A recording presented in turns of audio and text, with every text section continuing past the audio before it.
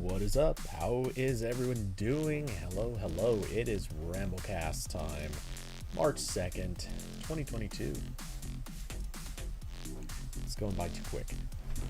And not quick enough. I'm not sure which. Anyway, how's everybody doing? It is not been the most exciting week for news, tech news. I know a ton of stuff has been announced at MWC. If I'm being honest, I don't think it's that exciting. It's been a whole, it has been a whole lot of really just more of the same from what I saw, unless I missed something. Feel free to point to something if I missed it, but I don't think I have. I don't know. I feel like this year has already kind of seen its first volley of interesting news in terms of tech devices, and that seems to kind of be the way for MWC these days. It's not that there aren't a bunch of announcements that are pretty relevant. There are a lot of phones that people are going to own and buy, but Samsung kind of now owns the first half of the year. I'm not going to say Google owns the second half of the year, because yikes. But it feels like Samsung owns the first half of the year. They usually do the biggest, most interesting thing, which this year is also not bad, just not that interesting by comparison. And then usually the folding phones come in the second half of the year, and between that and maybe whatever gets announced with Pixel, those seem to be kind of the big announcements for the second half of the year. And no one else is really owning much beyond that. At least it doesn't seem that way. Though, who knows? Maybe this year, HTC has something to tell us. Does HTC have something to say about this?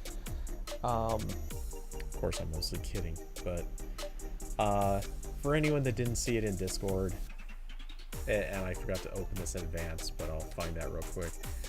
WinFuture posted a, I guess, sort of a pre-reveal.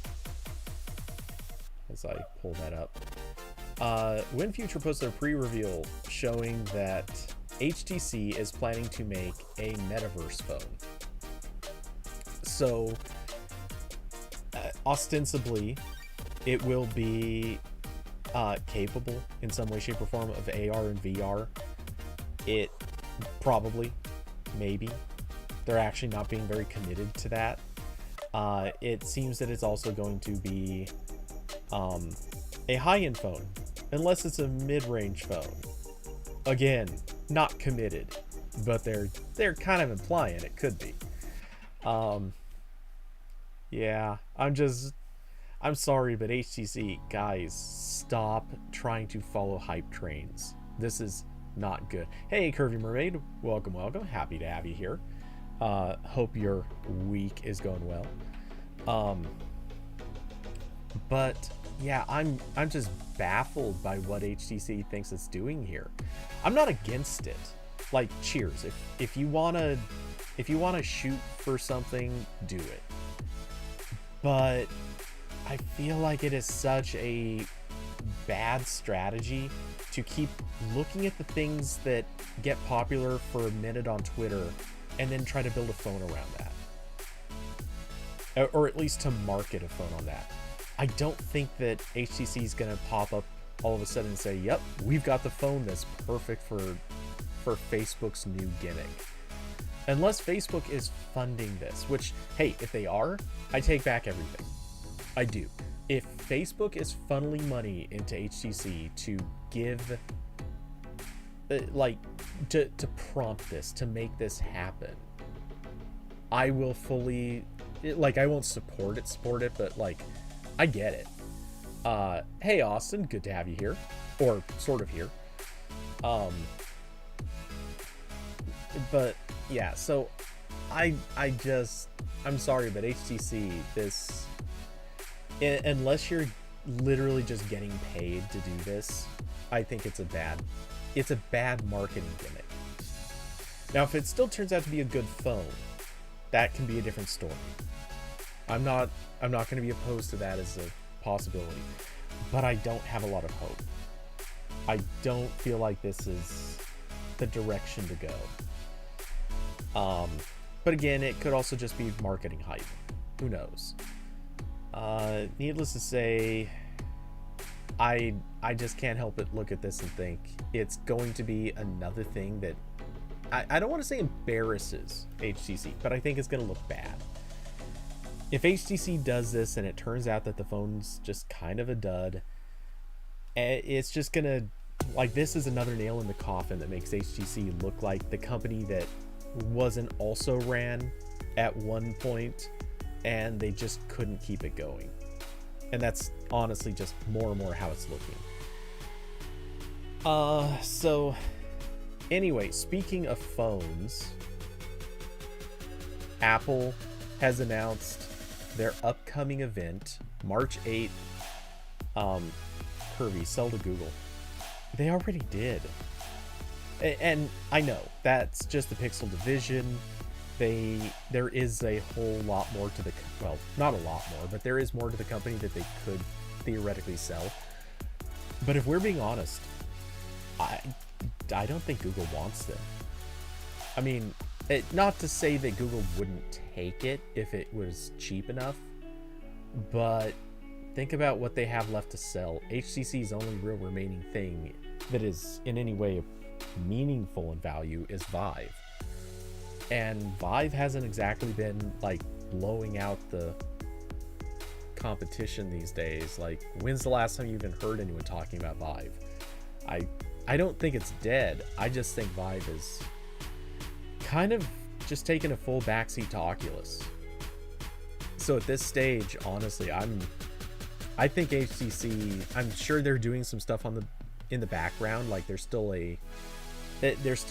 doing some sort of like white label business, I believe. But honestly, I think they're just out of our industry now. They're falling out of relevance to us. So yeah, I just can't see a reason Google's gonna buy HTC at this point. M7 and M8 were good phones from HTC. They were. Well, I feel like the M7 was, and the M8 was still an okay phone, but it didn't learn enough from the M7, and it kind of regressed a little bit from the M7. And the M9 would have been a great phone if it weren't for Qualcomm. Qualcomm just had such a bad year with that chipset. So nevertheless, Apple is about to hit with its new iPhone SE.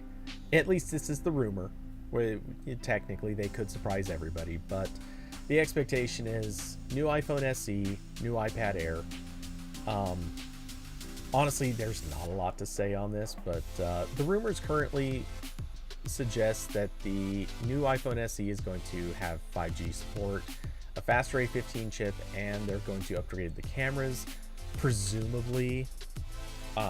And this is obviously very much guessing, but based on history, they're going to put in the same cameras that are currently in the regular iPhone, the current gen regular iPhone.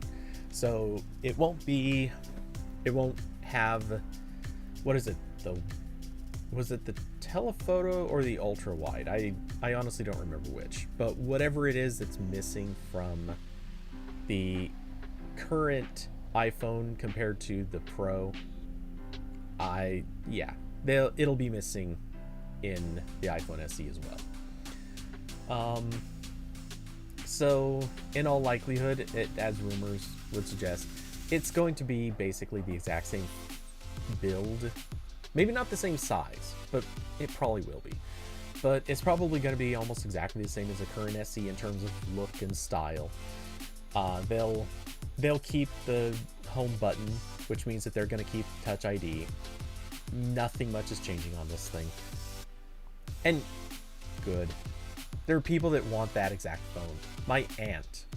This is the phone she has. She had the first gen SE. She moved up to the second gen SE. Honestly, last time I talked to her, she was already asking about the next iPhone SE. So she'll be getting it, most likely. The only sad part is she won't be able to get it for a few months because contract upgrade timing worked out that way. Which, by the way, more on that in a bit, but that's a separate issue. Anyway, let's see. Curvy, you're getting the iPad Air with 5G when it goes for pre-order. Cool. I haven't actually compared iPads in a while. I know they all now support the Apple Pencil, which was the biggest reason I would have bought one model or a different model at any particular time. But yeah, I want to get an iPad. I'm just bigger priorities, much bigger priorities than getting an iPad right now.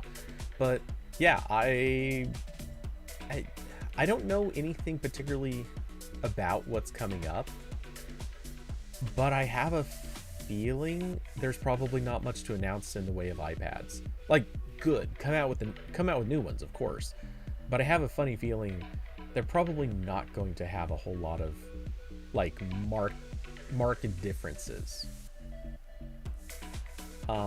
You're hoping you can reuse the Magic Keyboard case. That's actually a good question. Aren't those generally cross-generation compatible? Hey Carson, how's it going, man? I could be wrong, but I think the cases have generally been cross-generational.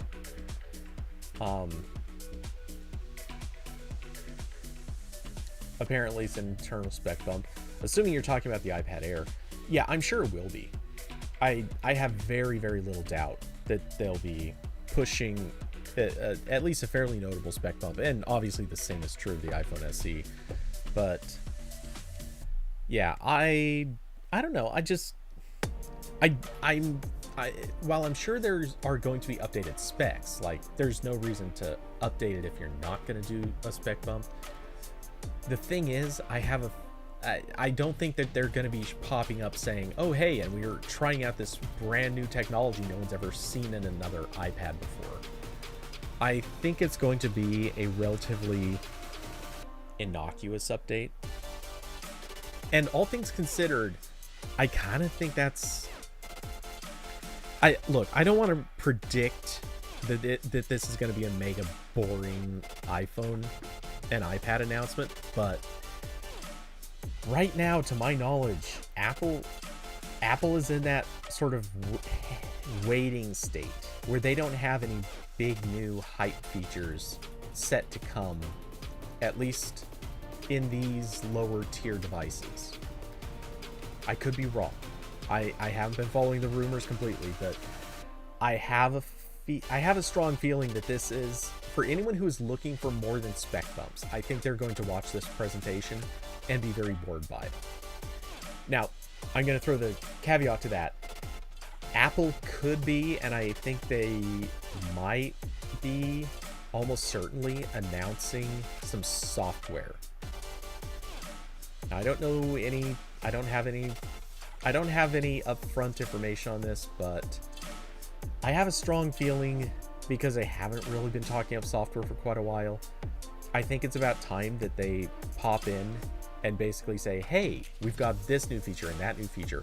Like, it might be a good time to say, I don't know, maybe bring Final Cut to the iPad? Honestly, they'll probably wait for an iPad Pro to do that, but if they're going to do it, this would be a good event to do that at. Let's see.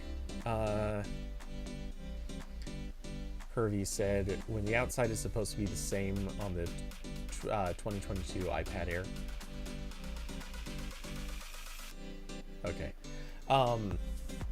Yeah, so I don't think that this is going to be the most exciting announcement. I'd be perfectly happy to be wrong about that, but if anything, it's, I think, going to be basically refreshing existing products. They'll do the M1 on the powered iPads, or they'll do it on the M1 powered iPads, right? Which the iPad Air is technically staying on the A15 CPU, but that doesn't technically preclude it from being an M1, does it? Actually, I guess it does. The M1 was, what, an A14?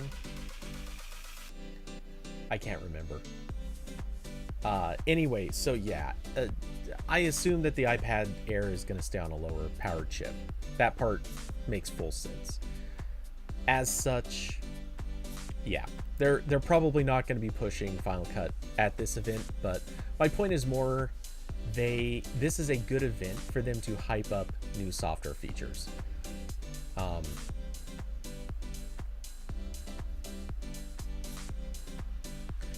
It's getting the A15 currently has the the A13. Well, sorry, what I meant is the M1. Isn't the M1 based on an A... I thought it was based on A14, but I could be wrong. Anyway, my point is, if they were going to put an M1 into the iPad Air, then technically that wouldn't match the rumor that says there would be an A15. If they put in an M1, it would be either A13 or A14, but it's wrapped inside the packaging of an M1. That's what I was trying to get at with this. Anyway,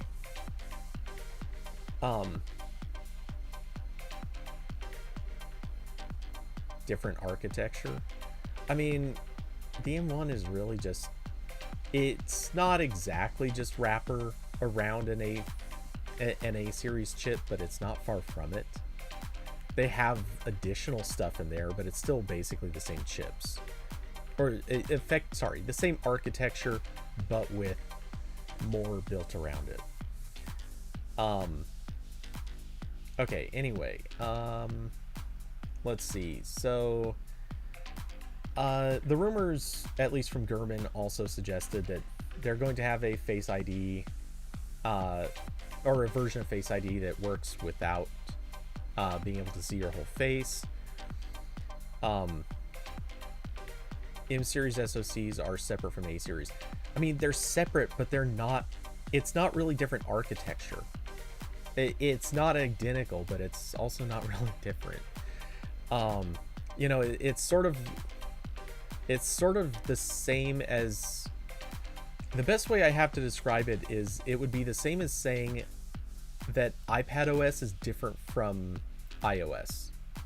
I mean, technically it's different, but it's also not.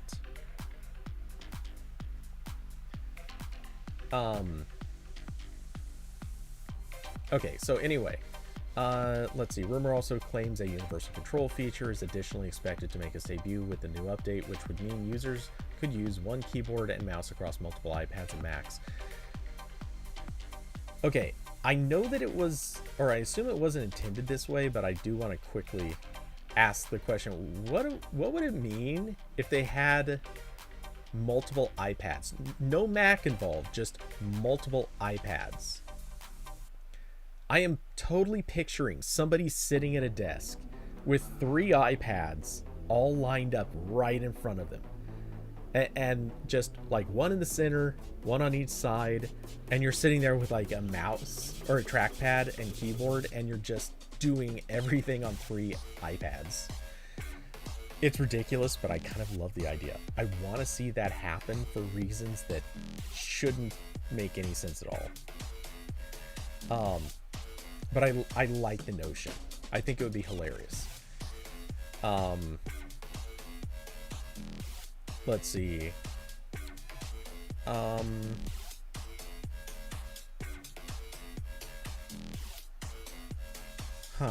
Okay. I just saw something I need to respond to later. Let's see. So, what was I gonna say? Oh, yeah, anyway, so I don't know who else is planning on watching it, but I'm gonna try to catch this event live, which I guess, speaking of, hop onto calendar. Let's, just because, when's it gonna be? So 10 a.m. Pacific.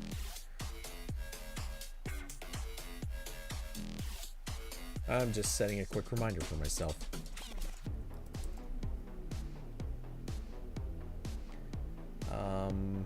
Because if I don't do that, I will very likely forget that this is going to be a thing.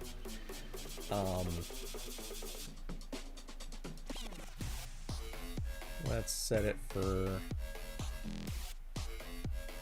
Let's set a notification to happen 11 hours early. Then I'll actually safely remember this.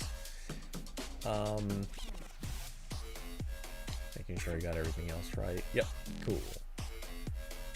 All right. So, yeah, I'll be trying to catch that. Wait, that was a... Let's see, that's on a Tuesday too. That's good. I can work with that. Okay, so let's see. Little bit of... By the way, I don't have a lot of topics lined up. In fact, I literally only have 2 more. Though I'll go looking for more in a moment. But if anybody has anything in particular to mention... Oh, never mind. I have 3 more, but still. And one of them is like lightning fast, not super relevant. But yeah, if anybody has anything, feel free to drop it into the Discord and we'll check that out together. Let's see. So let's talk about Ukraine. I mean, funny enough, we could totally keep it fully tech related and still talk about Ukraine. That's actually that can actually be a thing right now. But before we do, because with a title like this one, I had to share my S22 Ultra buying woes. So last night, late, well, not super late, but pretty late last night, I get an email. Now, I've actually gotten a lot of emails from AT&T and Samsung. I've looked through all of them, and most of them were the auto-generated, hey, you have a new phone coming your way eventually, and congratulations, and your account details have changed, and this has changed, and that's changed, and so on and so forth. All the auto-generated goodness. Last night, I received a message saying, your order has been canceled. So, yeah, I now have, apparently I have no S22 Ultra coming my way. Now, those who remember may recall that I ordered a S22 Ultra and an S22. Both of them are exchange upgrade phones, and I ordered them differently. I got the Ultra from Samsung directly, and for a couple of different reasons, I ordered the regular S22 from AT&T directly. So, the order, well, it's AT&T. I don't have a choice in it. We've talked about that before. But, yeah, this is entirely AT&T's fault. Though I still have to sort out the details, which I will fully admit, the details have not been entirely sorted out. I don't know everything yet. But anyway, due to the timing of it and everything else, I first contacted Samsung. Oh, sorry, I meant to finish my earlier thought. The regular S22, it looks like that order is still okay. I see no reason that is getting canceled or manipulated in any way, shape, or form, so I think it's fine. Well, that doesn't matter. Anyway, so it's just the Ultra that appears to have been canceled. Now, I contacted Samsung first. There's a reason for this. And the email from Samsung says that if it seems like this, it doesn't make sense that you should contact the carrier. But I wanted to contact Samsung first for a reason. My immediate thought was, if I go through a big hassle to sort out whatever it is that AT&T screwed up, if I sort all that stuff out, am I then going to get to Samsung and try to restore or reinstate my order? And Samsung is just gonna say, too bad, so sad, we aren't gonna, like, that's that, you know, like, tough luck, try next year. They could. Anyway, so I contacted them, and with a very messy, tedious conversation that did not really include details that it needed to, what I have established is that Samsung, what it seems like they'll do in my scenario is they just want me to order the phone outright from Samsung again. This time, just order it. No, nothing else, just order it. And according to them, I can then contact customer service after the phone ships. I should also add that the phone has to ship first, which feels almost scammy that you can't do this before the phone ships. And honestly, I am going to do it before the phone ships, even if, as long as I do this. But if I order the phone, they are saying that they will refund the amount to basically to correct the deal. So in theory, if I go to them and order an S22 Ultra straight from the site, they'll ship it, and then I contact them and they will just refund the $800 for the promotion. And I'm assuming that they would have to also give the other stuff, which now that I think about it, I didn't think to ask about it, but I also ordered the Galaxy Watch 4. So I'm going to have to contact them again and clarify that that's also part of the deal. Anyway, so yeah, that is what the customer service agent promised me. I made, let's just to put this out there, I made screenshots of that whole conversation, because honestly, if anything ever went south, the very first thing I would do is contact my credit card company and be like, hey, here's what they said, here's what they promised, this is a clear conversation, I want you to have this so you know I am not the one in the wrong on this. Anyway, so that is currently where it stands. I have not had time to contact AT&T and yell about this. And yelling I will do. I've had so many problems with AT&T over the last few years. Oh, well, over the entire time that I've been with AT&T. I mean, it's a long time, and the number of problems is, objectively speaking, not an insane number. But it is way too high. And the problems, half of the problems I've had with AT&T are, oh hey, they just overbilled me for no reason. And I had to call up and literally tell them, correct the bill or I'm dropping you. And I had to fight to get them to correct the fucking bill. I have had problems with them not doing anything when I was being harassed. Let's see. I've had problems with AT&T. Oh, they committed, legally speaking, they actually committed contract fraud. They, during the whole Note 7 debacle, which, don't get me wrong, I understand the circumstances. I understand why it happened. But they still actually broke the law when they did the phone exchange. And that's not even, honestly, that's not even where the list ends. It's just been so many issues with AT&T. If I could drop them, oh my god, I would so fast. So this latest incident, I'm going to be yelling very loudly.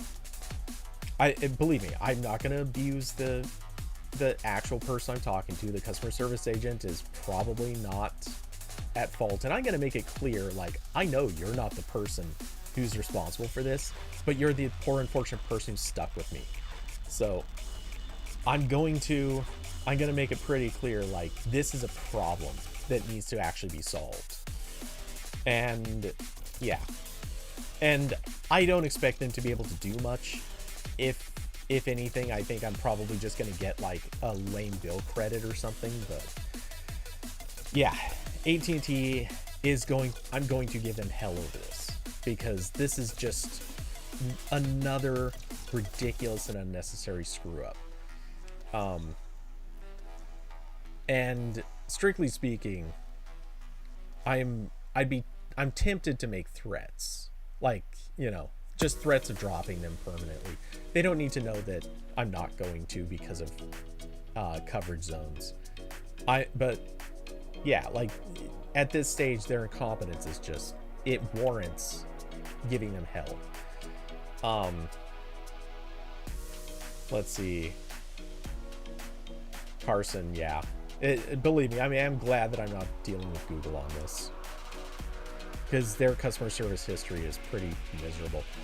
Though, hey, to be fair, at least technically I'm, as a Google One subscriber, at least I supposedly would get higher quality customer service, so they claim.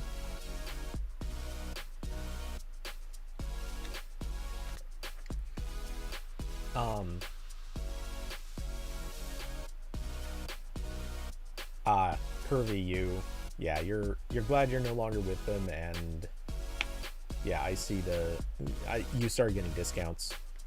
That's good. So yeah, anyway, that is the update, at least the thus far update on where this stupid mess is at. I don't have any idea what's going to come of this.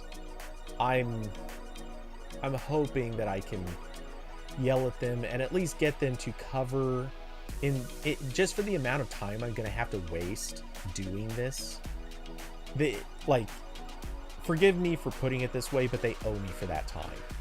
They're wasting my time now. This is literally costing me money. At a bare minimum, they need to correct their screw up and compensate for at least the time wasted. I'm so tired of dealing with AT&T when they screw up. Because I've had it. Let's see. I've been with AT&T since I think it was 2005. Could have been 2006. I've been with AT&T for so long. There's no like, it's too long to be this bad. Like, that's a thing. Let's see. So, yeah, you went to Verizon with the iPhone 4. That makes sense. So yeah, anyway, that's the little update on that part of the story.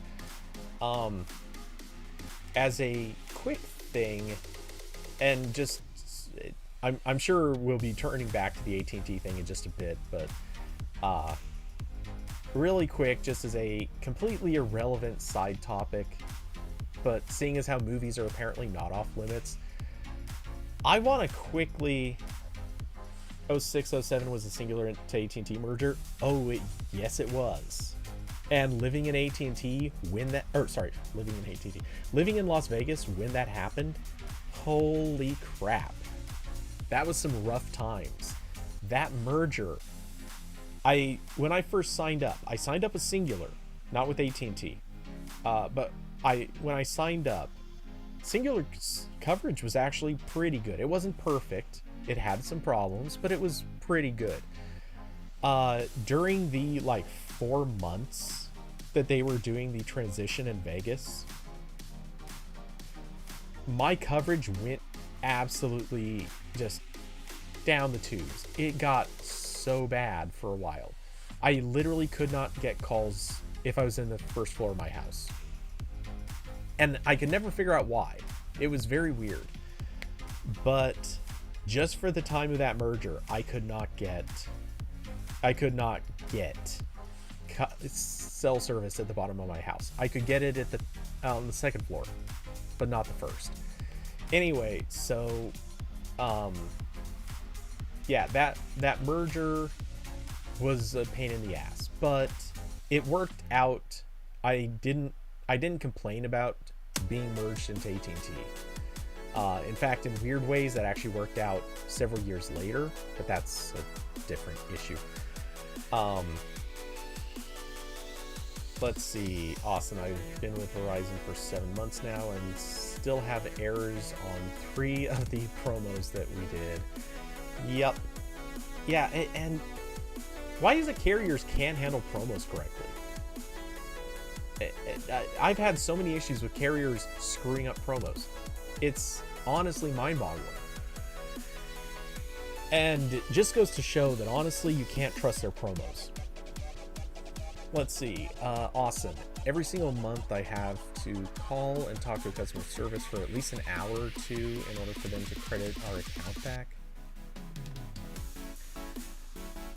Here's what I would recommend. Honestly, next time you call up, just say, look, I need to talk to a manager because this, you're violating a contract. You need to sort this crap out. It is not my job to fix things for you.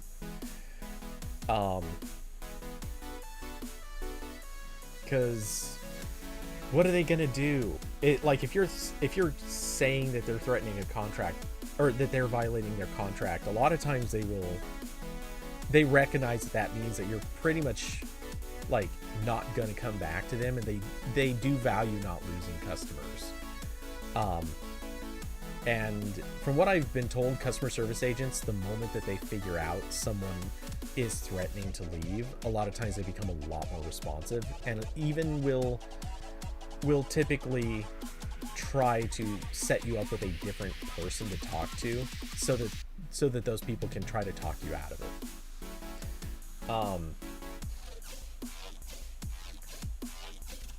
Let's see.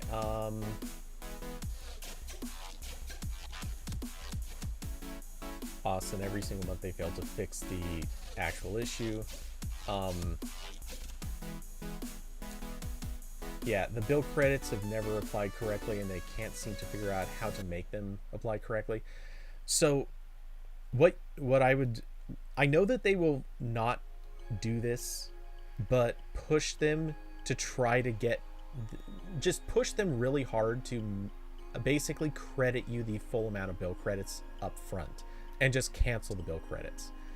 They probably won't be keen on it, but if it's bill credits, it'll basically just stack on your account anyway. And yes, that means that you'll be able to get away with doing upgrades early, but you know, at a certain point, if you basically just harass them enough, they might actually give in. It's worth asking is more the issue, or more the point. Kirby got the last iPhone through Verizon with the Pixel 6 Pro, or got the, did I say iPhone? I just meant phone. Anyway, buying Unlocked from now on. Yeah, and I would buy Unlocked, but this deal through AT&T for the S22s, it's so good. It like, I don't want to buy Unlocked in this instance. I'm willing to do that. As a weird little note, the conversation with Samsung actually started with them saying, "Oh, here, let's just sell you an unlocked phone." And then apparently after talking to her manager or team, well, she said her team, but I'm sure it's the manager. She turned around and then corrected and said, "Oh, we can only sell you the same carrier," which I'm like, all right, that, you know, that's disappointing, but okay, I can live with that. Let's see. Yeah, Kirby, like Austin said, if you pay it off, I'm pretty sure you're going to lose your bill credits.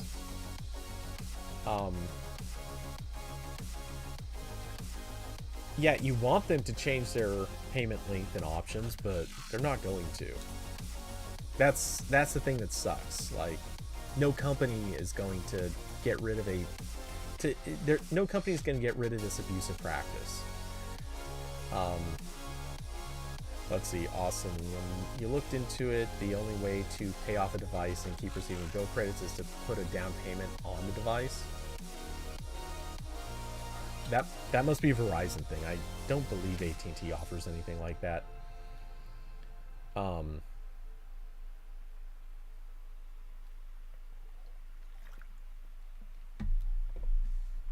And wouldn't that be the same thing? I'm not really sure I understand what the difference is there. If you're putting a down payment on it, like, what kind of down payment is it? Or is this like a different financing option? Even so, I don't see how that would change the bill credit situation. And yeah, 9 times out of 10, I'd rather just pay off a device up front. It's honestly, it's easier in a lot of ways just to do that. I think it's better in so many ways just to pay off a device, but the carriers don't want you doing this, which is dumb. Especially since, honestly, it would... Well, I don't know. Anyway, I get why they do it. It pisses me off, though. Let's see. So the quick little aside topic, just to hit this, because I saw this and it gave me cringe factor. So AMC theaters will be charging extra for the Batman movie. The new Batman that is coming out, is it, what, this weekend? I think. I actually forgot to check what the date was. But yeah, they're going to be charging $1 extra for tickets to the Batman. And yeah, this just feels so cringy. It's basically saying, hey, what we really want to do is, you know, charge people more, and we want to see if people will pay it. And apparently this is a thing they've been doing in Europe for a while, which is cringy as well. But Austin, surcharge pricing, everyone's gonna do it. Or are you talking about the phone? I think you're talking about the movie. And anyway, yeah, this is just, with everyone complaining about how much prices have gone up on everything, especially food. Like, inflation has just gone up everywhere. I can't help but look at AMC doing this and think, guys, come on. Don't be a cliche. Don't be part of making this thing worse. Now, I kind of get it in the sense that theaters have had 2 really terrible years. Theaters have basically lost a crap load of money. So that sucks. I totally understand this. But at the same time, we are talking about theaters that basically just lost. Or they're going to scare off customers if they turn around and say, yeah, we're just going to charge people more money to see the movie they want to see. This is going to offend people. And look, theaters are going to raise prices all the time anyway. That's kind of an inevitability because their industry sucks. Theaters kind of just got pushed into becoming the losers in a big, huge money scam. So that's terrible for them. I get it. But man, sticking people with experimental pricing just to see like how high can we go, and that's what this is. I mean, honestly, this is exactly what it is. They're saying it's just going to be this one movie and a couple of other really hyped movies, and then, you know, that's it. No big deal. But realistically, what's going to happen here is they'll find out that they can charge the extra $1 for Batman, and then they'll try it on a few more movies. And eventually one day they'll just say, you know what? We're just going to raise prices on everything, no matter what it is. We're just going to raise prices on all of it to that extra $1. And then a month later, they'll have a new movie that they're going to charge another $1 for, or 50 cents, or whatever. As they keep increasing the prices of one movie and find people are willing to spend it, they'll just keep increasing prices on all the movies, making sure that people are willing to spend it. Look, it's not like this is the worst thing for a profit-seeking company to do, but holy crap, guys, talk about a bad time to do this. Don't do this when the economy is just getting shredded by all the circumstances. Like, so many people can't afford to go see movies now. Don't try to do this. It feels like the worst kind of money grab. That being said, please do this. Accelerate the death of the movies. Accelerate the death of your industry. Go ahead. See if I care. All you're doing is making sure that people are less and less likely to go see stuff in theaters, and they just watch it at home, or go to a friend's place and watch it as a big group thing. Go ahead. Keep encouraging that. Make that happen for us. Come on, guys. You can do it. You can destroy your own industry. Anyway. I feel like I'm gonna be hostile as hell today. Okay, let's see. Catching up on comments. Okay. Austin says you're basically paying off the remaining balance after the bill credit in advance. Surcharge pricing, everyone is... Oh, yeah, okay. But Austin, if you're just paying it off, like, what's the difference between that and just literally paying the bill as it comes? The only reason I can think of is maybe like for tax write-offs or something like that. Maybe you're trying to get stuff done ahead of time. Either way, like, you're not getting the thing out of it that you want, which is usually free up. Well, not free, but like the big upgrade discount. That or to leave to leave a carrier, which in that case, it also doesn't make a difference because the bill credits are still going to be locked in on the duration of your stay. Let's see. This has been a long time coming. Back when you worked for Regal, they were experimenting with it. However, this seems to be a film studio push now. Yeah, it probably is. It's hard to say, but either way, and the way that studios charge theaters is also still a per seat pricing, which sucks. Like, theaters get so ripped off in this equation. But all said and done, like, I can't help but look at this and think this is going to kill movie theaters. I'm sure AMC isn't, like you said, Regal was doing it a while back. I'm sure AMC is going to be doing this more. Like, they're going to push this harder and harder, and everybody else is going to follow. Absolutely. Like, they will be on this exact same path. So at a certain point, everyone is going to be overcharging for tickets, and once that happens, what's the best outcome there?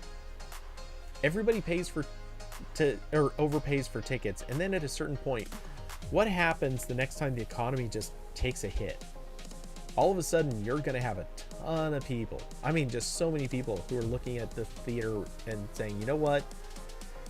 It was worth it before because we enjoyed the experience, but I don't want to pay $20 to go see a movie. And that's per seat. Because let's be honest, that's where it's going to get to. It's already at 15 in a lot of places. If people are paying $15, $18, $20 a ticket, like, at a certain point, aren't you going to say, wow, this is too expensive for me? Movie night is now costing as much as going out to eat an expensive dinner. That's too much. And at a certain point, if the economy takes a hit and it affects enough people across a general spectrum, all the people who still felt like they could pay those really high ticket prices, obviously not all of them, but a lot of them, are suddenly just going to hit a wall, and they're going to be like, nope, we're done. Not going to pay it, not going to put up with it. And if that happens, the theater industry dies practically overnight. That's just my theory, but I think it's not going to take that long. Let's see. Oh, you were talking to the owner over the holidays. Sony decided to pull the theater 5% ticket sales for the first 4 weeks. Theaters are getting screwed. Yeah. Well, yeah, because no matter what the theater charges for a ticket, if I recall correctly, whatever they're charging for the ticket, a percentage of that goes back to the film, or to the studio.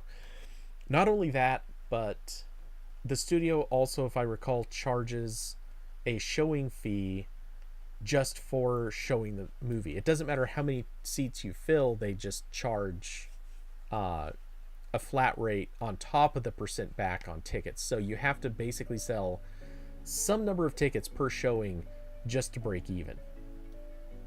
And then on top of that, you still have to make money.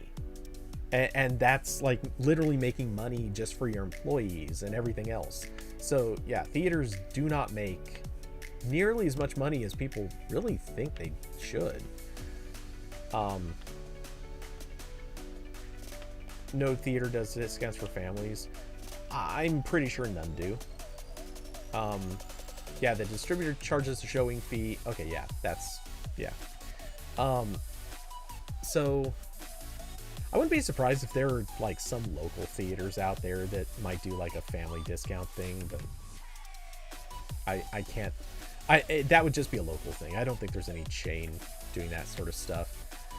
But hey, who knows? Maybe MoviePass will come back to fix the industry and make this somehow profitable again.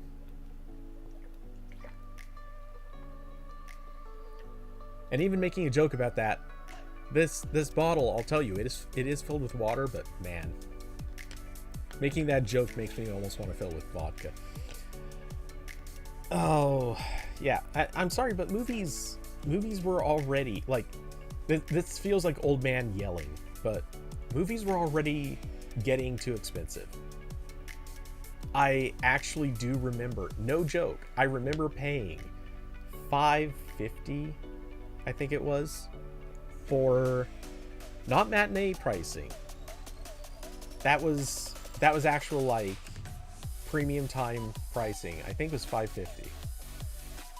And as a little kid, I think I vaguely remember it being down at like $4.50. But and hey, look, inflation's going to happen. Prices are going to go up. It's a thing. I get it. I'm not objecting to the realities of it. But at this point, like, it's too much. It's too much. This is becoming unsustainable. When you can rent the same movie in like 6 weeks, you'll be able to rent that movie at home and pay, I don't know, $4, and everybody can watch it as a group. You can eat what you want, do what you want. You can watch it on a TV that is, I mean, it's not as big as a movie screen, but a pretty huge TV. Like, at this point, the theaters used to have an advantage because nobody had big TVs at home. They all had these crappy little, you know, tube TVs back in the day. Or they didn't have TVs at all.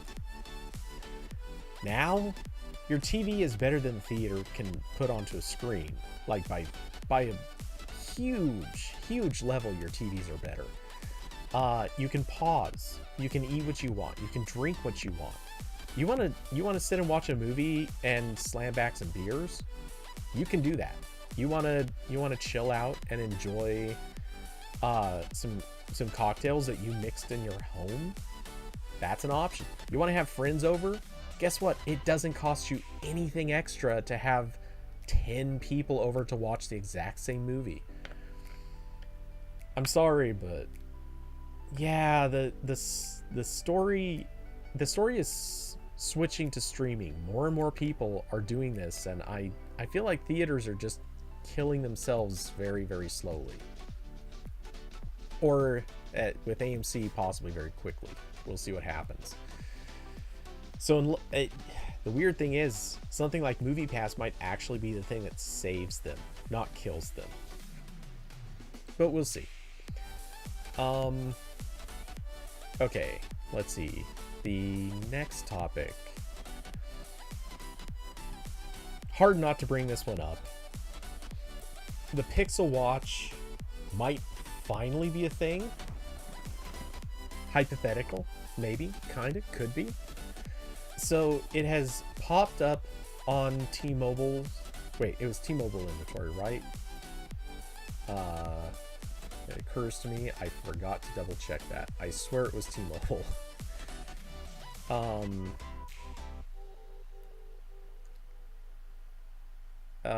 Oh, it just says carriers back in a carrier's back-end inventory system. Are we really not outing that it was T-Mobile? Technically, I'm not sure that it was T-Mobile, but I'm about 80% certain it is.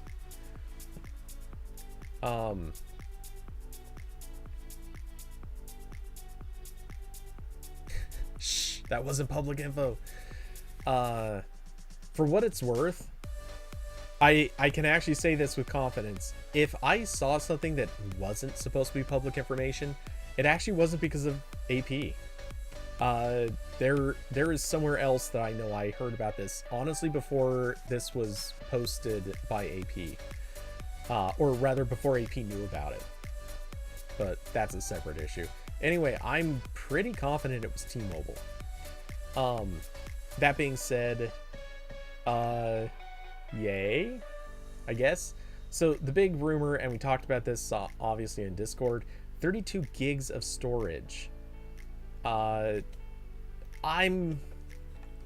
feel like I made my case for quite a bit in Discord, that my belief is that they're doing this. I think it's a few things all coming together. Oh yeah, I saw the Fitbit recall because it was burning people's hands or wrists. God, that is I won't lie, that is the thing that scares me most about smartwatches. Because after the whole Note 7 thing, I mean, even before that, but I kind of looked at it and it's like, man, every once in a while a phone explodes. Who is to say that that can't happen with a watch? And when even if you ignore the fact that phones weren't usually actually exploding, they were just kind of lighting themselves on fire, which is obviously still a terrible thing. But you know, just setting the standard here. It's yeah, that is not the greatest thought. You definitely don't want your watch lighting your wrist on fire. Anyway,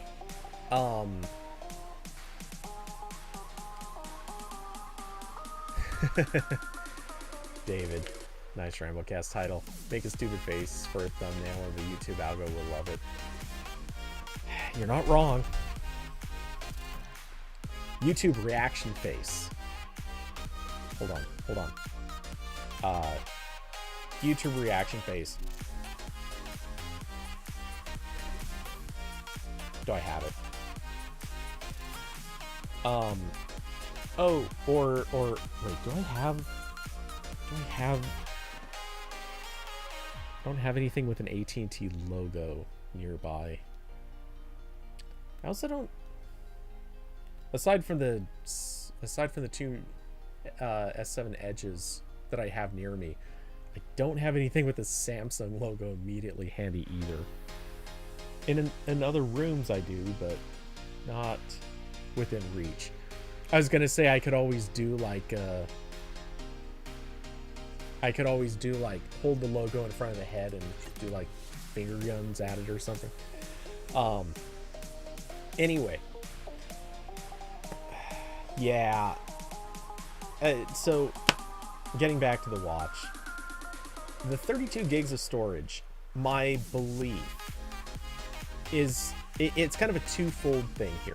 One, I have a feeling Google got a really good deal on going from 16 to 32 in whatever chip they were going to sell with this.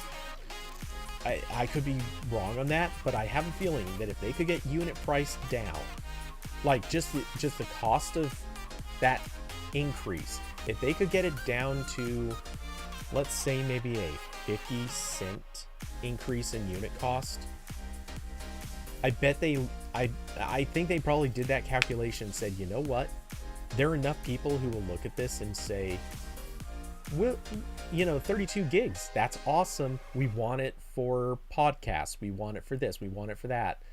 We'll buy this one because it has more space. I bet they did that calculation. And because the cost of upgrade was small enough and they figured they could make more sales, that's probably the leading cause for pushing 32 gigs. I could be way off. And again, I said this before, maybe they are making a 16 and a 32 gig model. There is nothing stopping that from being a possibility. Just because an inventory system only listed 32 gigs, or maybe that's all somebody saw, it doesn't mean that there isn't another model out there. Anyway, so with all that, I think the other reason, I have heard this in the past, I think there's good reason to believe it. I'm pretty sure Google is going to be making a big push on basically like YouTube music, not background, but offline storage of music, stuff like that. I think they're going to be pushing that very hard on watches, and basically kind of filling in the whole, you should get a smartwatch with a ton of storage so that your workouts can just be totally disconnected from your phone. That's my hunch. So maybe I'm wrong, maybe I'm right. I'd like to think I'm right about this. If so, it really does make sense why 32 gig would be their go-to storage. Because as we discussed in RambleCast, or in the Discord, by the time you pack the OS, damn it, I'm trying to think of the name of it. The machine learning, bundle of data.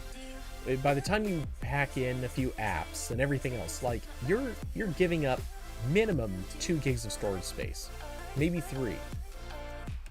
Hell, possibly, depending on circumstances, and who knows how much stuff Google might pack on this thing. You could be giving up, we'll say hypothetical, like on the high end, you could be giving up to 4 gigs. Out of a 16 gig device, that's still not, if all you're packing on is music, that should allow you plenty of space. But as you start, if you do pack on podcasts, if you do pack on lots of music, especially different genres of music, if you're the kind of user that's going to throw a ton of stuff on there, that 16 gigs actually could go fairly quick. So I can kind of see, especially if you also throw on a lot of apps, I can kind of see how this translates very, very easily to maybe 16 was it was enough, but only barely.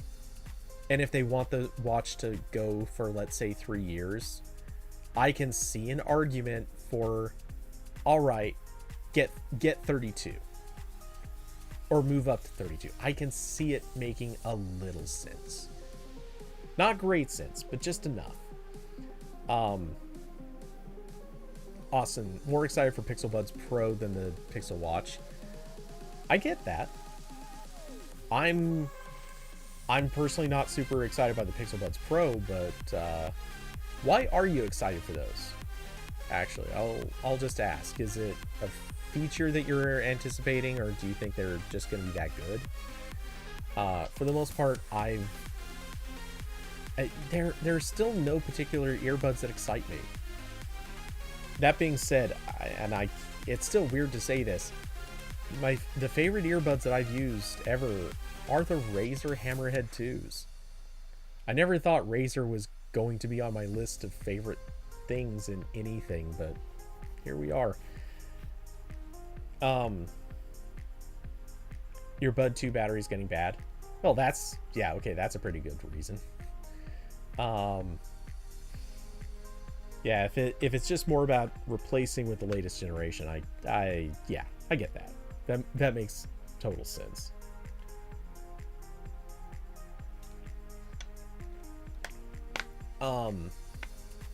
Let's see. So, what was I gonna say?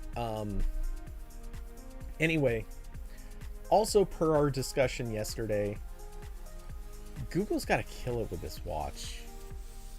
They have to. I mean, with so many false starts, with such a long, beleaguered road to getting out their first watch, this thing has to do well. I mean, it's not like it matters if it doesn't. Let's be honest, if it bombs, if this watch bombs spectacularly, they could still come out with a new watch the next year. Everyone's just going to make fun of it, and it'll get reviewed. Presumably, the second one will turn out to be good, and it'll be fine, like no big deal. But man, I just feel like if with the amount of delays that they've done, with all the hype and the rumors and everything else, it's time for this thing to be good. It will really just put such a... It'll debilitate the future of non-Apple Watch devices for quite a while if Google puts out a watch and the overwhelming opinion is, you tried. Good for you. You almost made it. Like that. That's not going to be a good look. Okay, let's see. What else do we have?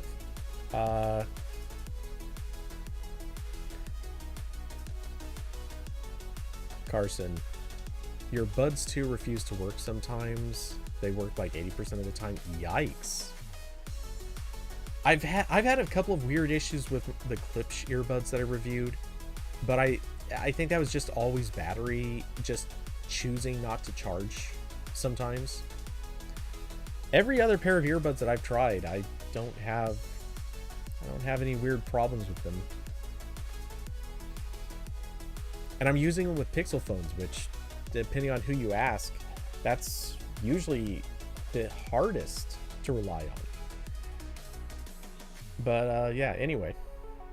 So I'm not going to say a lot on this, but I'll quickly also sidestep to, just because it is sort of the news today. Google is going to start bringing back people in April to the office, that is. So all the offices that kind of cleared out due to COVID, apparently that's kind of coming to an end. All the work from home lifestyle is going to wrap up, which part of me looks at this and says, yeah, okay, I kind of get that. Another part of me is like, guys, no, don't be dumb. Like,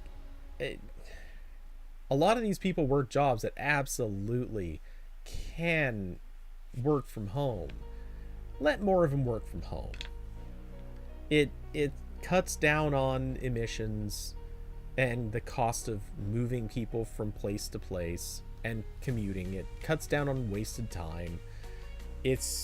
Depending on how people do, it can also be a lot healthier. Kind of depends on how they eat, but anyway, so this is happening. I don't have a whole lot else to say on it than just literally, I don't think that this is, I don't think it's necessarily the best way to do it, but all right, that's the thing.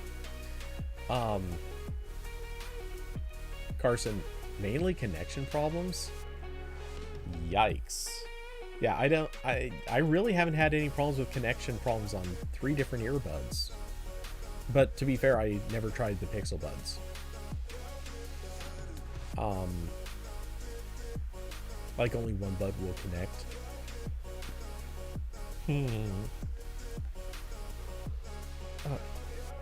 Not sure where that came from, but I wonder if I just slept like garbage last night, because I do feel that weird tiredness. Or they just pause or disconnect randomly. Oof. Dude, I don't have these problems. I'm thinking maybe avoid the buds. Try something else.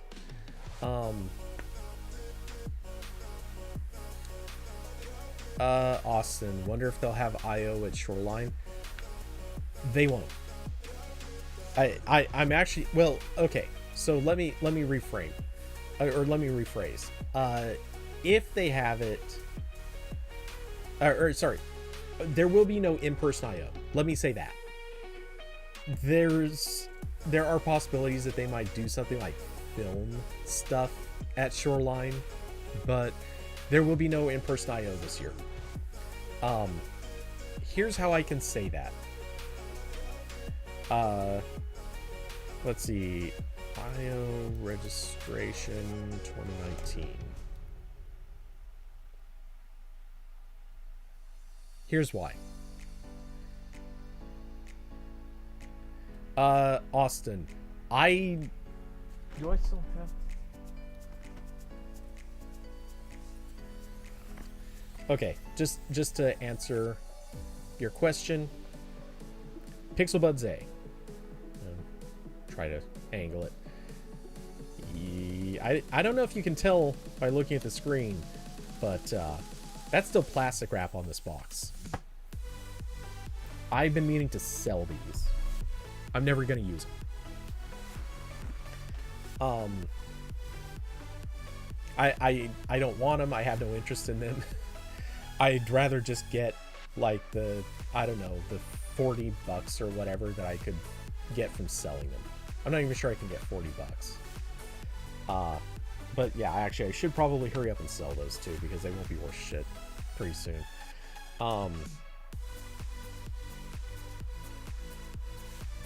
The screen is my profile picture. What do you mean? Not actually sure what you're referring to.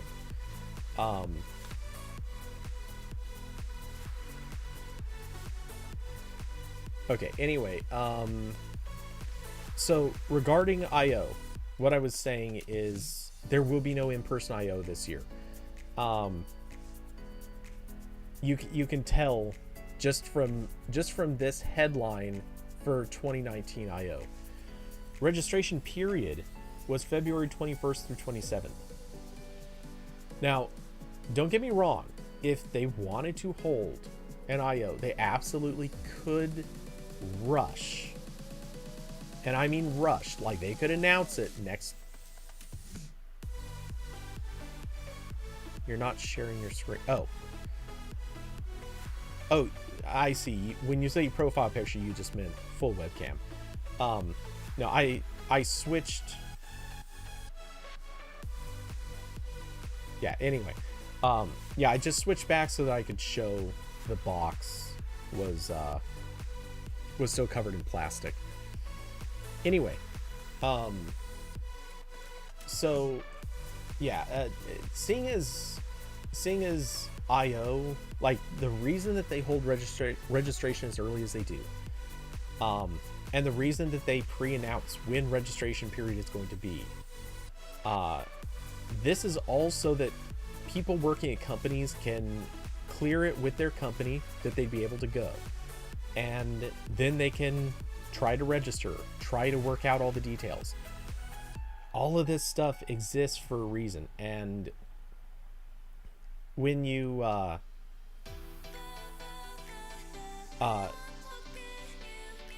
it was YouTube glitchy on your end. Okay, good. I was gonna say I can't figure out what you're talking about, because I was seeing my feed of YouTube, and it's like, yeah, it looks like it's fine.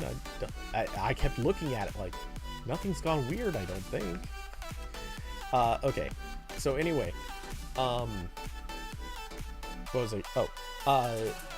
Yeah, so with these dates, the practical reality is the fastest Google could probably get I.O. set up would end up having it, like, they would have to hold it in, my guess would be late summer. Maybe they could get it a little faster, but it would probably have to be late summer. And to hold something in, like, late summer at Shoreline Amphitheater, oh my god, it would be, honestly, like, they would have so many problems doing that, because it's all outside. It's already really, really hard to cool the tents that they held stuff in.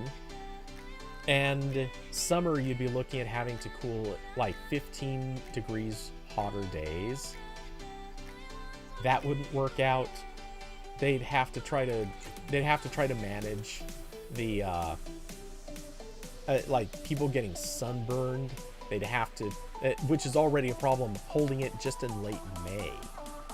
Like, every single thing about holding this at an outdoor event, and a literally like all day event kind of thing, holding it outdoor in late summer would be a disaster for them. Remember, we're talking about a bunch of developers, most of which spend all their time inside, so the sun is scary, guys. I know it might not seem that way, but the sun is scary. I kind of kid.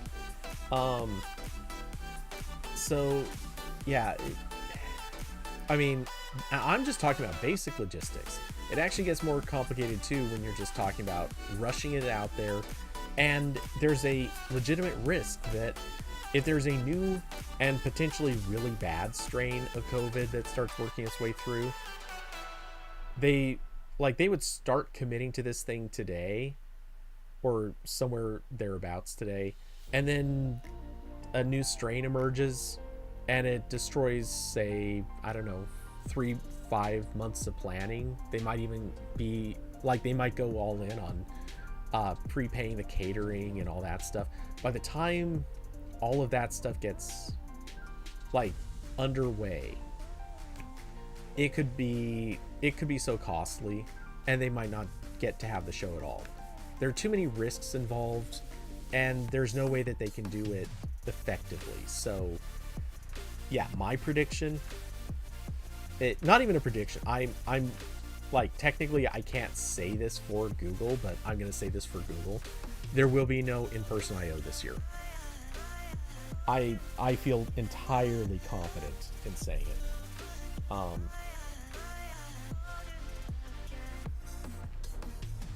Just realized I need to adjust the direction of that light. Not that I think it matters. I have kind of fixed my green screen issue-ish. What is that behind me then? What is it? Huh, okay. One little random white dot was hanging out behind me, but it's fixed. Hooray, I fixed the problem. So yeah, sadly, no in-person I/O. I don't think it's the worst thing, but it's a little bit of a shame, but at the same time, I kind of like the idea of them treating the developer portion of the conference like, well, treating it seriously, not what they've done in the past, if that makes sense.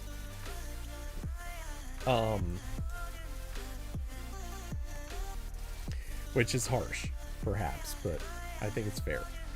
Let's see. Anyway, so yeah, and you said it looks like Shoreline doesn't open until June. That's interesting. I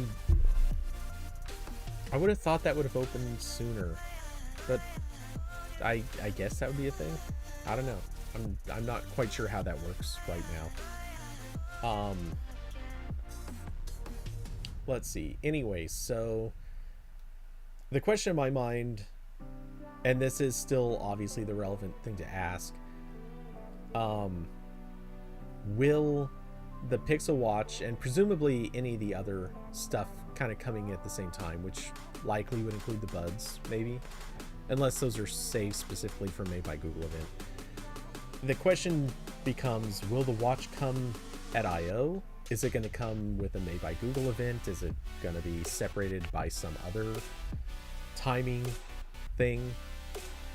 I'm curious. I think that'll be interesting.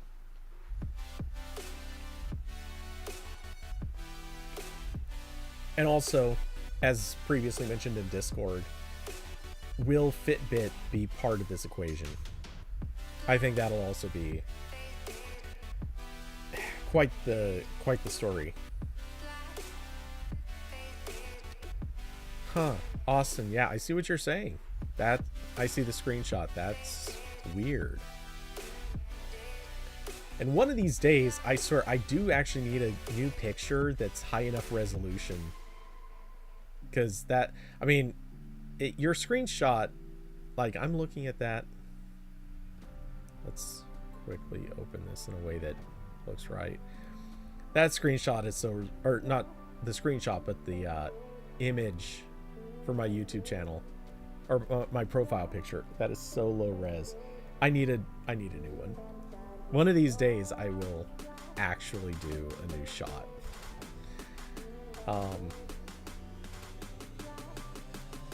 Oh, but that will have to come later. And I kind of have an idea for it, but I haven't decided yet. We'll see. Oh, really quick. This happened, I think, yesterday. Maybe you guys have some take on it. Did anybody else get that email from Facebook saying that you need to activate what was it called? You need to activate their like enhanced or advanced security measures. Where is it at? Facebook Protect. I got an email saying your account requires advanced security from Facebook Protect. And it said it was because my account had the potential to reach more people, which I don't know why. Like, I do not promote my Facebook account. I've had fans of various forums, also harassers of various forums, try to reach out to me on Facebook. Some marketing people have tried to hit me up on Facebook. Like, this happens from time to time, but I keep the account pretty quiet. I basically never post to it. Actually, out of genuine curiosity, when's the last time you even posted to Facebook? You have no idea about which fake email account you use for your fake Facebook account. Nice. I like that. Anyway, I'm thinking maybe this is like a thing tied to the fact that my account is used for managing the Android Police account. Well, mine's one of many, but okay, so no joke.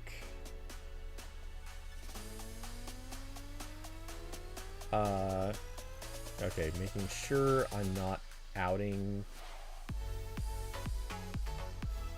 anything. Okay.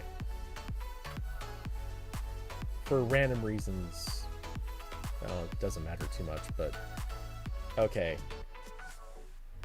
As you can see based on the layout of the page, and I'm super zoomed in, but yeah, my last my last post of any kind was May 10th, 2021. Yeah. Yeah, I don't use Facebook. I very, very, very occasionally comment on other people's posts. That's about it. At this stage, I'd say I'm not done with Facebook, but I'm getting pretty close. But yeah, anyway. Yeah, I got this email. I was wondering how widespread this is, because there are different stories saying that it's actually pretty common. Let's see, can I share this screen and not dox myself in any way?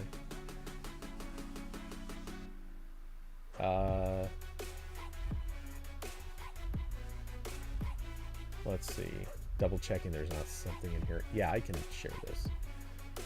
So yeah, that's what I got. Wait, what date was that on? Yesterday. Yeah. Anyway, so I'm guessing it's because I'm technically a manager to an account, but have no idea. So I guess I might have to turn on more stuff to make Facebook happy, which, yay. I can't wait. I can't wait to have an even more tedious login process for Facebook. That sort of thing excites me. To spend more time double checking two-factor authentication apps and maybe receiving it. Maybe it won't even be two-factor authentication now. Now I might have to, I don't know, do something like receive text messages, maybe phone call. Mark Zuckerberg, in fact, is actually going to start calling me up and being like, "Yo, Cody, that's you, right? I see you trying to log in. Just want to make sure it's you. You're sure you're not somebody else? Okay, it's you. All right, I'm gonna go back to windsurfing." He does that now, you know. Mark Zuckerberg actually calls you up to make sure 100% that you are who you say you are. He's on that team. I don't know. Like I said, I'm gonna be feisty and kind of dickish today. I don't know where it's coming from, but I'm feeling it. Actually, I know exactly where it's coming from. It's coming from AT&T. Screw you, AT&T, you dirty rat bastards. So yeah, anyway, that's a thing. Really quick, let's refresh the Vergis page. Again, I will say, if anybody has topics to suggest, feel free to mention those in the Discord or in chat, and we'll check them out. I know Curvy was joking about it earlier, but in theory we could do a quick run over of Ukraine. And actually, it's less Ukraine and more Russia that I think is kind of the interesting topic right now. Like every major tech company is in one way, shape, or form cutting off Russia. And not gonna lie, I think that's kind of how, legitimately, in a weird way, like honestly, I think in a very weird way, winning wars today almost happens by virtue of just being able to say, hey, we're the country that has all the stuff you care about, and we're just gonna cut the connection. Like, sorry, but hey, you will no longer be able to access Facebook. You'll no longer be able to access Netflix. You'll no longer be able to access Google and Apple Pay. I'm sure some people saw that. I don't know. Did I repost? Yeah, I did.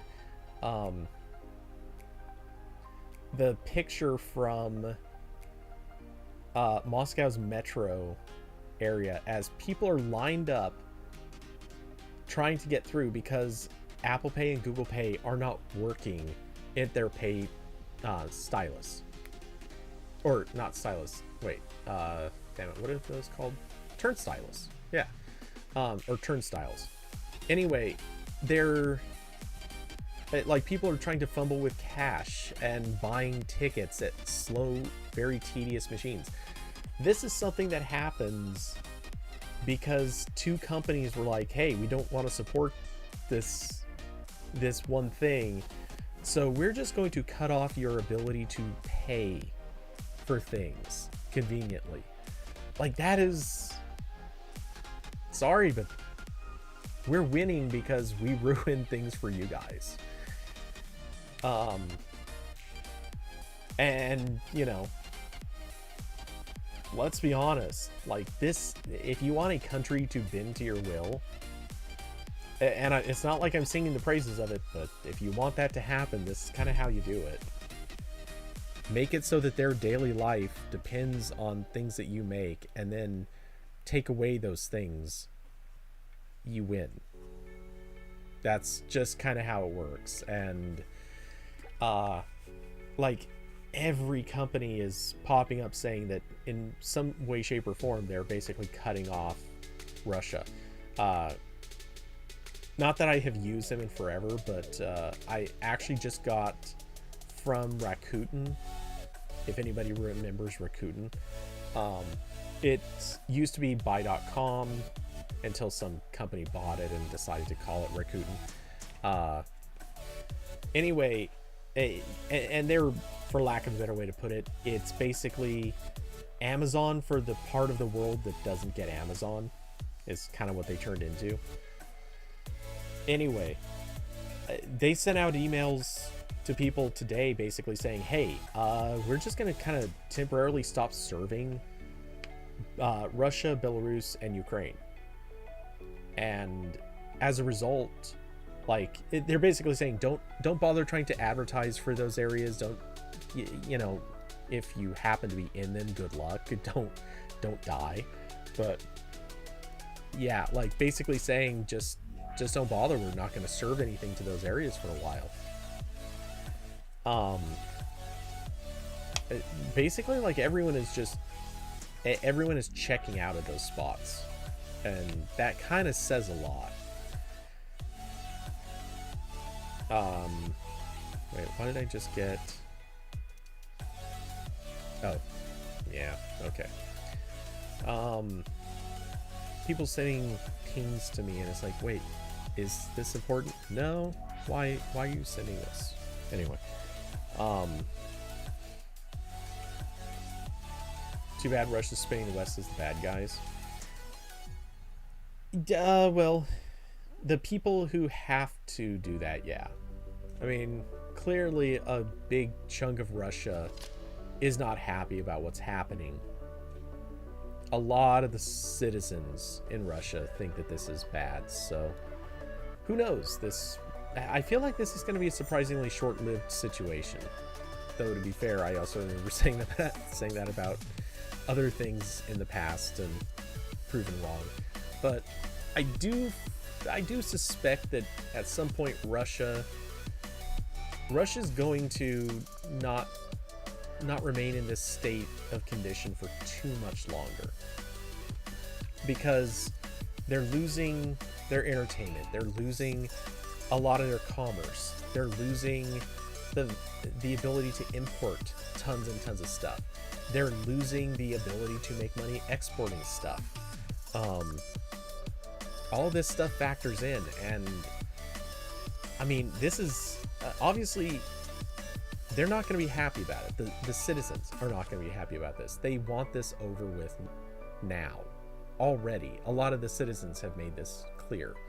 No way Russia's giving up. Something crazy is going to happen. This is where I like making the distinction between Russia and Putin. I could agree, there's no way Putin gives up. I think Russia, like the citizens of Russia, and I'm not basing this on a lot of news, it's just off of a few limited examples of what I've seen mentioned.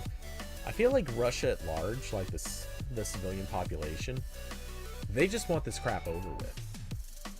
I think they don't care about Ukraine. They don't want this war. They don't want any of this stuff happening. And this is just going to screw up their day-to-day lives, which is really all they cared about. So I kind of wonder, like, without getting too deep into it, I think that this is one of those things where the average Russian just wants it fixed.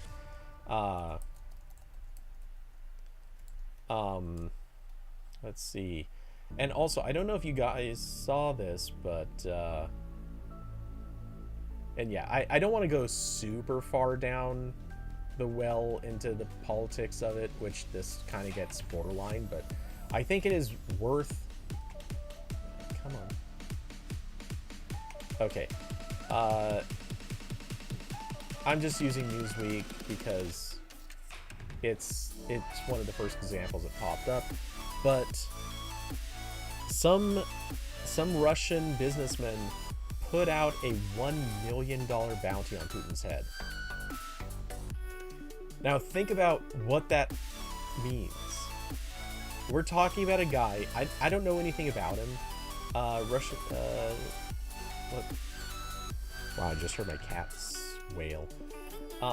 Okay, so Alex Coney, I'm not going to try saying his last name, never mind. But Alex, entrepreneur and former banker, posted the bounty on social media as Russia enters a full week of military action against the neighboring country. Let's see. The bounty offered by Alex, who's now based in the U.S., places an even more direct target on the Russian leader as backlash over the invasion continues to escalate. Now, I don't know details on this guy's business. I'm just kind of curious. I have a feeling that this guy probably is losing money over this. I bet, I'm just guessing. I don't know, and I don't see it mentioned here in the article, at least unless I skipped over it. But I have a feeling he probably has business interests in Russia. And I bet anything he's losing a crap load of money over this. And I'll bet anything he's not the only one. I mean, that's a given. A lot of people have business interests over in Russia, and they're all losing tons of money over this. I mean, guys, right now, you do realize that Fox News is not getting a ton of their funding because the Russian ruble is just worthless now. I mean, that's hard on them. they need their tons and tons of outside money to continue operating. Anyway, it's weird. I just saw my concurrent viewer count drop really, really fast. I wonder if there's a connection to this. Anyway, that being said, and like I said, I'm not actually sticking on this topic. YouTube, please give back my viewers. Anyway, so yeah, my hunch is that with all the people who are inconvenienced, with all the people who are losing money, with all the people who are just seeing this as a massive loss to them with nothing to gain, I can't help but think this is going to be a whole lot of... There are going to be so many people that just want this over with, and I mean, indisputably, Putin is the one who's keeping this going. And I don't doubt for a second, he's not the only one. I think there are others. It's very, very unlikely that it's literally just Putin by himself. But that being said, man, you gotta figure, there's so many people who are probably just losing their crap over this. And at a certain point, this could lead down the road of the people overthrowing the government. It could lead down to the point of like assassins. Obviously, like a bounty on Putin's head is clearly the start of this process. I'm just saying, I could see a very, very real possibility that... don't know if I got that thing.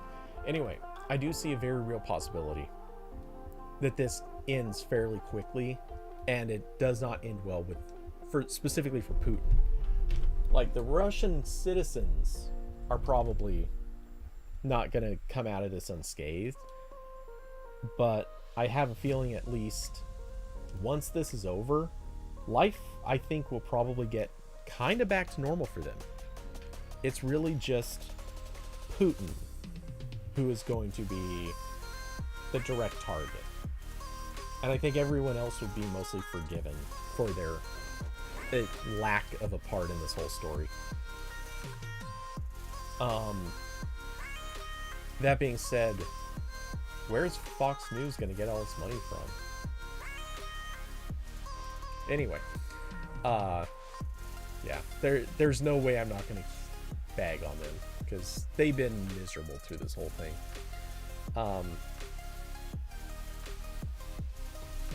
David, yeah, no, the stories we're going to get to tell about this incident are going to be wild.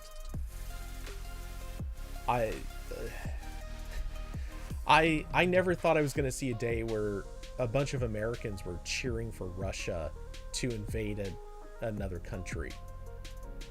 I never thought I was going to see a day that that one of our weapons of war, so to speak, was cutting off Netflix. I never thought that a day was going to come that every single country, with a couple of exceptions, I guess, but almost every country came together as one and agreed, you know what? Those guys are dicks. And even Switzerland is like, yeah, no, we're comfortable actually just calling them dicks. We don't need to be neutral about everything. We can actually we can all agree we hate them. Like, it's hard to reach that level. Yeah, so anyway,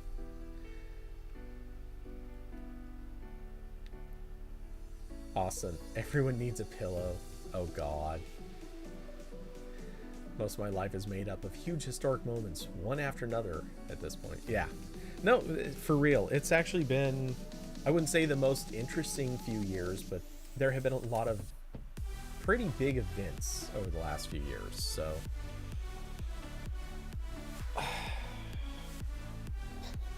I want to make some more smart-ass comments, but if I do, it'll get me in trouble. So, yeah, I mean, the world is in a weird place. It's a lot weirder than it used to be. And it leaves so many questions about what comes next. Could we realistically now circle back to having maybe a few years of relatively boring sanity? I'd like to think so, but I feel like it's a ways off.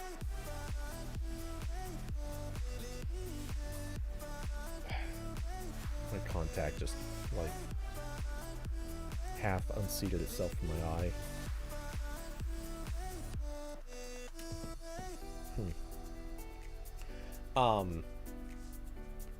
Let's see. So yeah, anyway, I don't have a whole lot more to really say on that.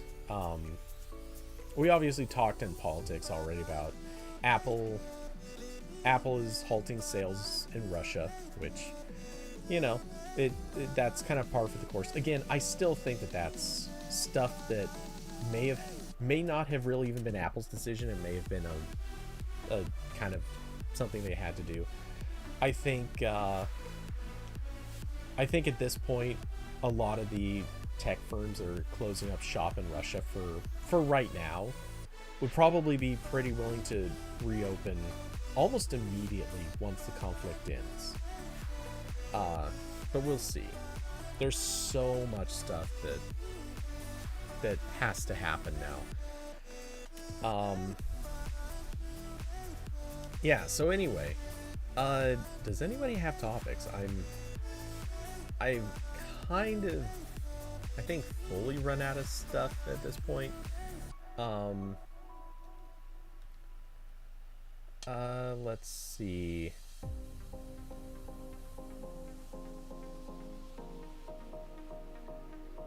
I know that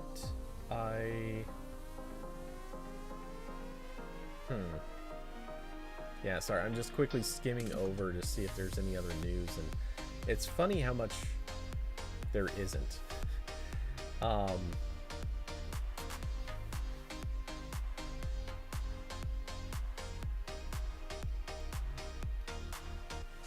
Okay, actually, here's a bit of a crossover topic, sort of. Netflix just spent $72 million on Stranger Things, a game, and blah blah blah. Like, don't care about the rest. But what interests me about this is, and this is such a tangent, but I find it kind of interesting. So they have decided that they're investing in a game built around Stranger Things, but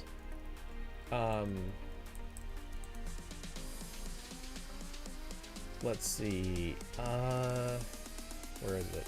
Yeah, so they're investing in a game built around Stranger Things. I don't know if people saw this, but yeah, Stranger Things is set to end with season 5. So, seeing as they're already 3 seasons in, and they're going to spend this much money on a game that I assume is not going to be coming out for, let's see, do we have any details on that?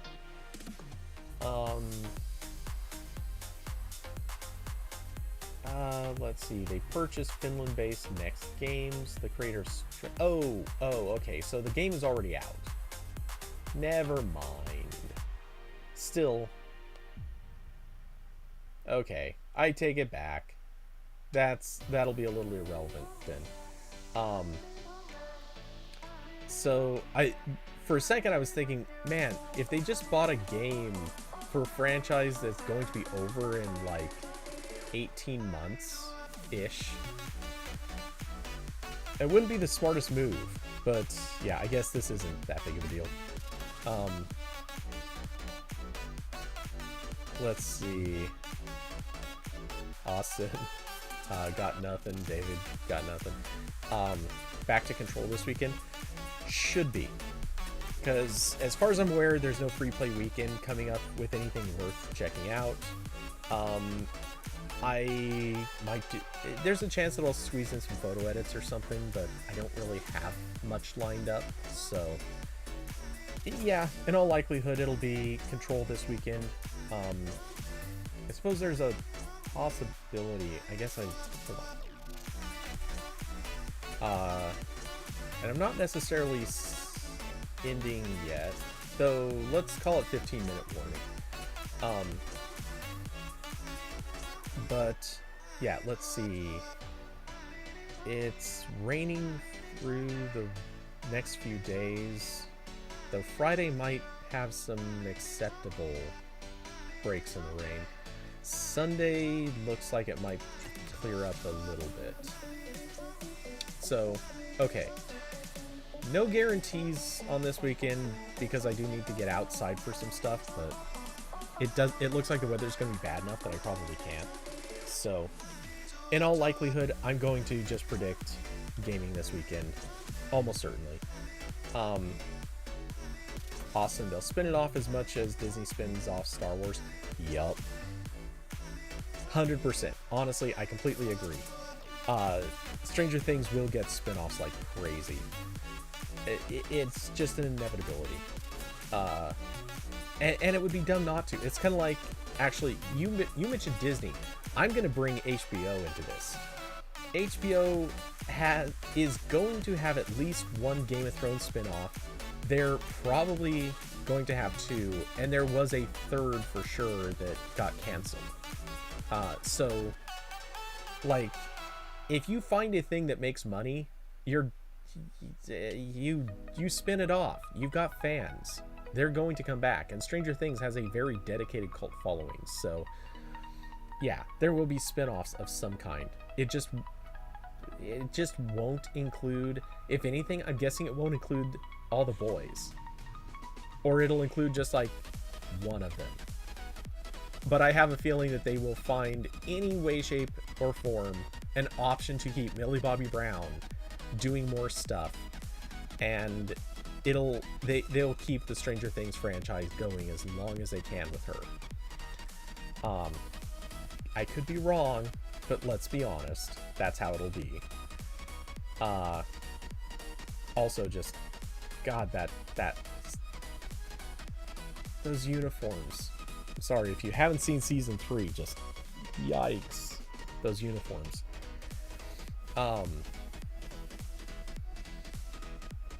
Yeah, so anyway, yeah, I'm trying to think. I don't have other topics really lined up, but a quick skim over the AP news feed. Let's see. Oh yeah, there was the Fitbit recall due to overheating batteries, which, guys, I gotta say, and I've thought about this in the past, if I was building a smartwatch, one of the things I would absolutely have done is like build the back case so it is just inherently designed so that it will protect your wrist from heat, from anything popping or burning or anything like that, and so that the like front part of the watch is designed to be the breakaway thing if the battery bulges and possibly explodes. Like, I would 100% design it so that the part that it is latched to is not going to get all the heat. All right, anyway, let's see.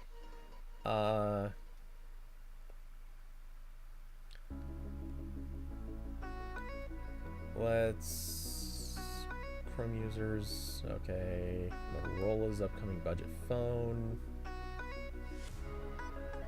Mature U is the perfect opportunity to bring back Android's old album art wallpapers.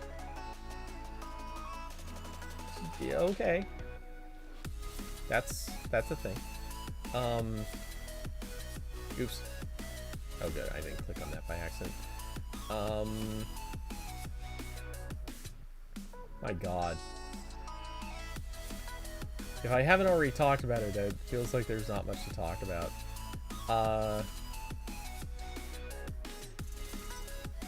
there's the Facebook Protect thing.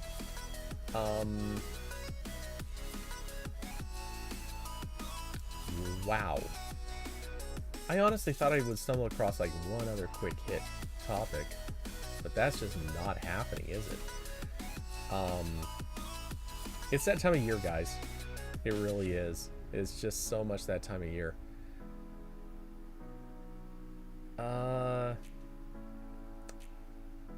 Oh, not that it's a big topic. This is a one-hit comment.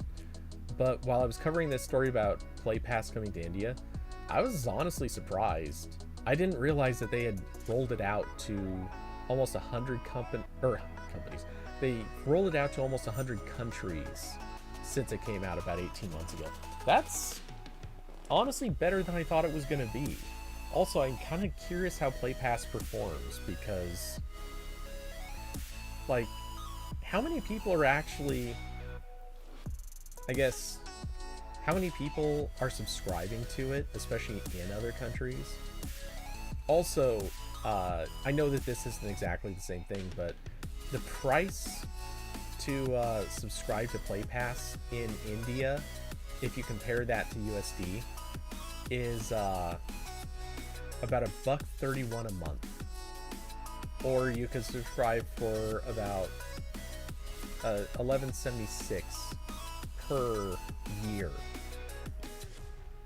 If it was that price, I would subscribe. I realize that it wouldn't make sense for it to be that price, but if it were, yeah, I would just straight up subscribe to it, no question. That would actually not be a big commitment for me. Let's see.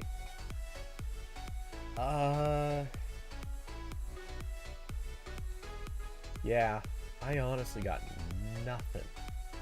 nothing else I can think of to go to. It just hasn't been that exciting of a week.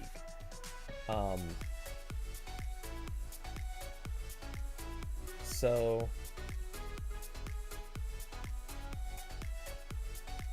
oh, well, no.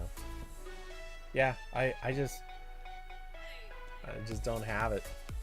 So yeah, if you guys don't have anything, I'm thinking it's probably going to be an early end to the show this week. So yeah, let's see. This weekend should be Control. Kind of already hit that, obviously. Next weekend, I assume we'll have Corbin back for a little bit of rambly banter. Let's see. Yeah, free sharing or free calling. Seriously, why is there just no news? Just none. I mean, I've scrolled now back to 4 days ago. If I haven't already hit it, like, that's something.